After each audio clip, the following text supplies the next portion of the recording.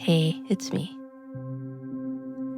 There's something that starts to happen when you've been on this path long enough. You begin to sense that there's something unfolding inside you, something alive, a movement, a process. And it's not something you invented or made up, it's something that has always been there. It's just now you're able to feel it more clearly. At first, it's subtle. You might get little glimpses of it. The more you commit to the inner work, the more real it becomes. It has a rhythm, a wisdom, a way of speaking to you, like a pulse that's been running in the background, waiting for you to notice. A common mistake is thinking this movement only begins once you choose the path. That's not quite true. The movement is always there. Choosing the path just helps you see it more clearly. Before that, you might be blind to it, not because it's not happening, but because you haven't been able or willing to perceive it. This path isn't about becoming something new. It's about waking up to what's already been unfolding inside you. Consciousness doesn't arrive all at once. It wakes up in stages. As you awaken, you begin to notice things you couldn't see before. Feelings, patterns, connections, inner events, outer ones too. The way everything is tied together. You start to notice that time isn't really what you thought it was, that events don't just unfold in straight lines. There's something deeper at play, something outside of linear thinking. When you're not tuned into this process, it's still happening, but you're just out of sync with it, like a train that keeps moving while you're still standing at the platform. And this train isn't going to wait for you. You might even have had dreams about trains, getting on, missing one, getting off too early. These dreams aren't random. They're reflecting your relationship with your own process. Are you in motion with it? Or are you hesitating, holding back? Every moment you're choosing. Even when you think you're not choosing, that's still a choice. Choosing to numb, to distract, to wait, or choosing to listen, to feel, to take a step. The path is always offering itself, and your relationship to it is shaped by what you trust. That's really what it comes down to. Trust. Not a vague kind of trust, deep trust in something larger than your fear. Most of us have learned to trust our defenses, our habits, our control mechanisms, even when they hurt us, even when they lead to more pain. And yet we hesitate to trust the inner movement that knows the way forward. That's where the suffering comes from, not from the process itself, from resisting it. Sometimes you think you're on the path, but you've quietly decided to stop in certain areas. I'll go this far, but not there. That part's too painful. That change feels too big. So you follow the train for a while and then step off. You keep working in some areas, but avoid others. And over time, the split starts to hurt. You feel unsteady, anxious, maybe even depressed, and you're not sure why. The truth is, it's hard to stay fully aligned with the process all the time. That's part of being human. We all go through periods of disconnection, of resistance, of fog. It's not failure, it's just part of the journey. And it's important to know when you stepped off the train so you can choose to get back on. The longer you stay in resistance, the harder it can feel to find your way again. Even those darker moments carry messages, though. They're not just painful, they're signposts. They're trying to show you something.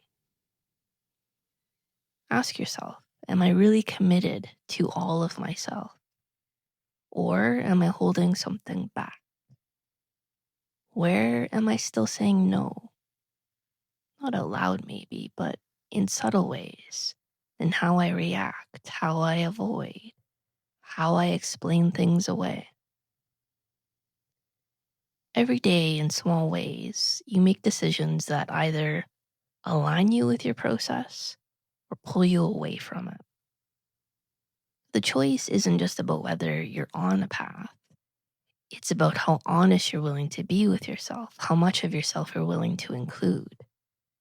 If you dig underneath the resistance, you'll often find something like this. I don't trust life. I don't trust what's unfolding. I don't trust myself. I trust my fear more than I trust the divine. That may sound harsh, but it's often true. And seeing that clearly is a turning point. Because once you admit that, you can choose something different.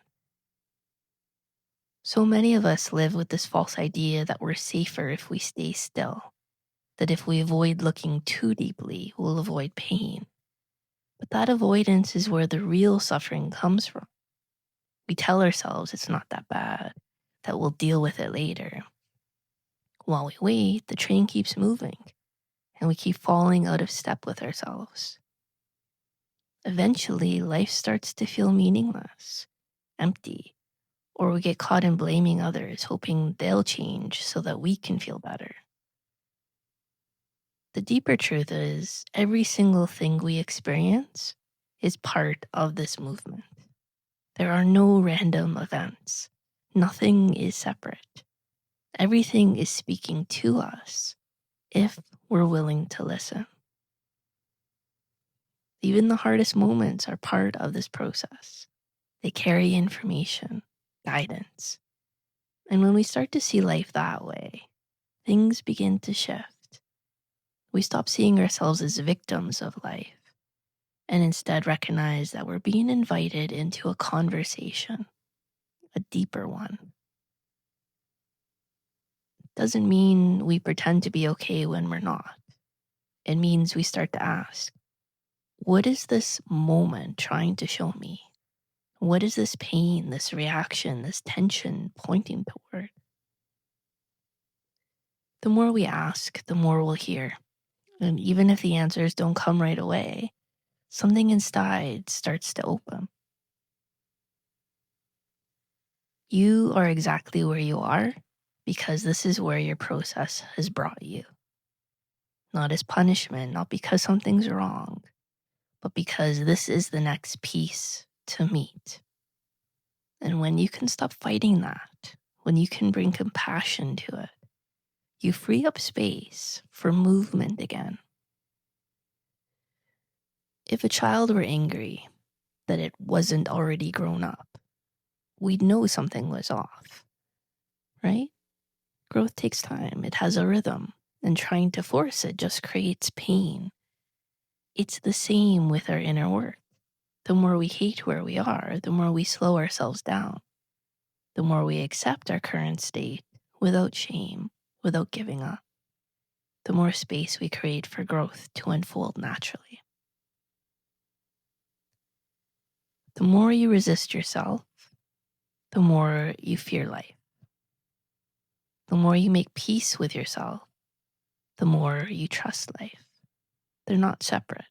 They go hand in hand. When you stop fearing who you are, you stop fearing change. You welcome it. You meet it with curiosity, not dread. The process is yours. It's not meant to look like anyone else's. It's also part of something larger, a universal movement, a divine rhythm. And when you choose to go with it, not just in theory, in practice, day by day, you begin to feel that you belong to something greater. You begin to feel deeply alive again. There are a few laws that apply to this inner process. One of them is this. The more potential you have to awaken, the more painful it becomes when you resist that potential. It doesn't mean you're going to face disaster. It does mean you might feel chronic tension, unease, or disconnection when you're out of alignment with the path you're meant to walk. Again, it's not a punishment. It's like a built-in compass. It's life helping you find your way back. Another law is about connection. Everything in you is connected. Your struggles are not isolated. They may look separate, but underneath, they share roots. That difficulty in relationships may be tied to how you approach your work. That fear around money might have something to do with how you express yourself or don't. Over time, the more you follow this path, the more you begin to see the links. And when you see those connections, something inside settles. It's not about figuring everything out with your head. That's part of it, sure. The deeper understanding, though, comes from within, from slowing down, from listening, from trusting the part of you that already knows. So here's the invitation. Keep asking questions. Stay open to the meaning behind things. Don't push away your moods, your reactions, your discomforts. Let them be messengers. Let them speak. The more you do, the more whole your life becomes, the more peace you begin to feel. You're not behind. You're not broken. You're in motion, always. Just don't forget, you can choose to ride with it. Love you. Connect soon.